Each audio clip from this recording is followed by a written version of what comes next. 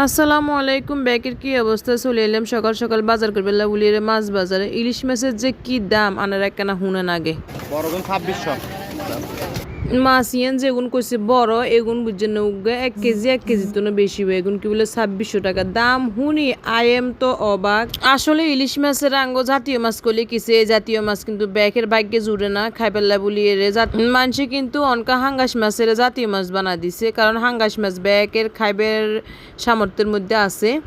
যারা আছে বড় লোক বা মধ্যবিত্তরও তাও দুই খাইতে হারে যারা একে নিম্নবিত্ত এরা কে মাছ খাইতে বহির্গ একদম নাগালের বাইরে ন তখন কায় কিন্তু আনগো বাইরে লইরে গেছিলাম বাজারে ইলিশ মাছ বেশি করে এরে কিনবো আনগো বাইরে কিছু ভাজি করে লই যাবো কিন্তু বেশি করে কিনতে হারি ন 1200-1300 গ্রাম যে হেরকিমে কিনে এরে লইছি আমি 2 কেজি মাছ তারপরে এনে আইসি পেঁয়াজ কিনবেলা বলি এরে পেঁয়াজগুলো একদম তাজা তাজা ফ্রেশ দেখি কই এনতেন কিছু পেঁয়াজ কিনে এরে লই যাই এমনি বাসার মধ্যে আছে পেঁয়াজ তারপরে লইছি আলু লইছে মাছ লইছি বালা চাই 1 কেজি ব্যাগে ভালো থাকবেন আল্লাহ হাফেজ।